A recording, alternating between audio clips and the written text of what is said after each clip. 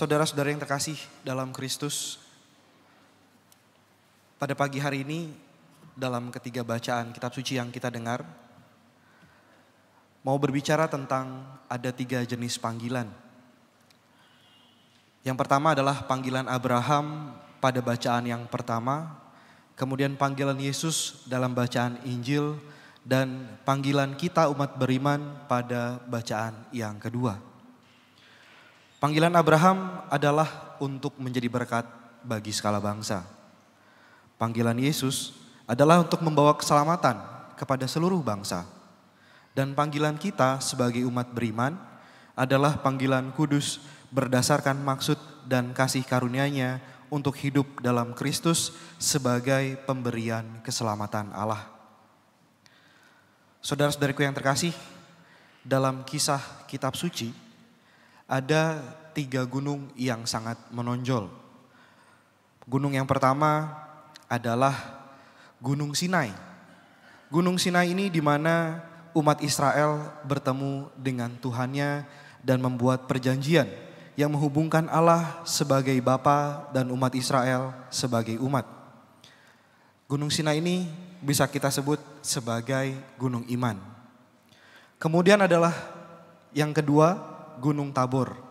Gunung Tabor merupakan peristiwa yang terjadi pada Injil yang baru saja kita dengarkan, di mana Yesus berubah rupa ditemani Petrus, Yakobus, dan Yohanes. Para murid menyaksikan transfigurasi Yesus. Di sana mereka dipenuhi dengan kegembiraan dan kebahagiaan bercampur dengan rasa takut akan Tuhan. Bisa kita katakan Gunung Tabor adalah gunung kegembiraan. Sedangkan gunung yang ketiga adalah Gunung Kalvari atau yang kita kenal biasa dengan sebutan Golgota. Gunung Kalvari adalah tempat di mana Yesus disalibkan. Yesus menderita dan juga wafat untuk sampai pada kemuliaannya. Dapat dikatakan Gunung Kalvari adalah gunung penderitaan.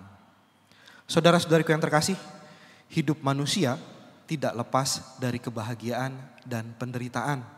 Tetapi kita sebagai umat beriman, sebagai anak-anak Kristus, sebagai identitas kita anak Allah, kita punya iman dan harapan. Maka ketika gunung tadi dalam bacaan kitab suci menjadi monumen bahwasanya peristiwa hidup manusia merupakan satu kesatuan. Ada iman, ada sukacita, ada penderitaan. Tapi yang lebih daripada itu, bahwasanya kita sebagai umat Allah, sebagai anak-anak Allah, yang menjadi masalah masa kini adalah kita mungkin tidak mengenal siapa Allah kita. Mungkin kita dilabeli kita adalah orang Katolik. Mungkin kita dilabeli kita adalah orang Kristiani. Tapi sungguhkah kita mengenal dengan Allah kita? Sungguhkah kita benar-benar mengenal Yesus yang kita sembah karena kita adalah orang Katolik itu? Apakah perjalanan hidup kita selama ini benar-benar mencerminkan apa yang disebut sebagai anak Allah atau orang Katolik? Yang seharusnya kalau orang Katolik atau anak Allah yang mana hidupnya adalah melaksanakan perintah-perintah Allah, melaksanakan apa yang disabdakan oleh Allah, mengetahui apa yang diwartakan oleh Allah. Maka saudara-saudariku yang terkasih, dalam masa Prapaskah ini adalah masa yang baik untuk kita, di mana kita mengintrospeksi diri, melihat kembali perjalanan hidup kita sebagai anak Allah. Masa Prapaskah adalah masa di mana kita memiliki kesempatan yang lebih banyak untuk bertobat, untuk mengakui segala dosa dan kelemahan kita di hadapan Tuhan. Saudara-saudariku yang terkasih, kita semua adalah anak Allah, bukan seperti anak Allah. Maka hiduplah sebagai anak Allah sebagaimana panggilan kita sebagai umat beriman, yakni dipilih berdasarkan kasih dan kesetiaan Tuhan. Kita memiliki panggilan kepada hidup kekudusan berdasarkan maksud dan kasih karunia-Nya untuk hidup dalam keselamatan. Itulah panggilan kita sebagai anak Allah, sebagai umat beriman. Maka dalam penghidupan kita, ketika kita mengalami penderitaan, ketika kita mengalami kesulitan dalam hidup, kita harus mengenal siapa Allah kita. Kita harus mengenal Yesus, kita harus mengenal Bapa kita.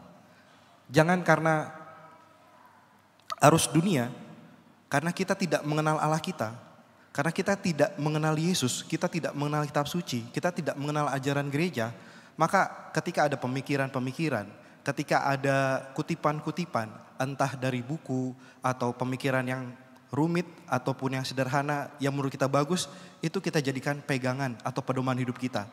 Seringkali kita melihat banyak orang mengutip kata-kata orang terkenal atau orang-orang bijak. Tetapi jarang sekali orang mengutip apa yang diwartakan oleh Yesus dan menghidupi apa yang disabdakan oleh Dia. Maka masa Prapaskah ini menjadi momen dan kesempatan bagi kita semua untuk benar-benar mengenal Yesus, mengenal Allah kita, mengenal apa yang diwartakan oleh gereja, terutama pertobatan yang sejati, karena panggilan kita adalah panggilan untuk pada hidup kekudusan berdasarkan kasih dan setia dari Allah. Tuhan memberkati kita semua.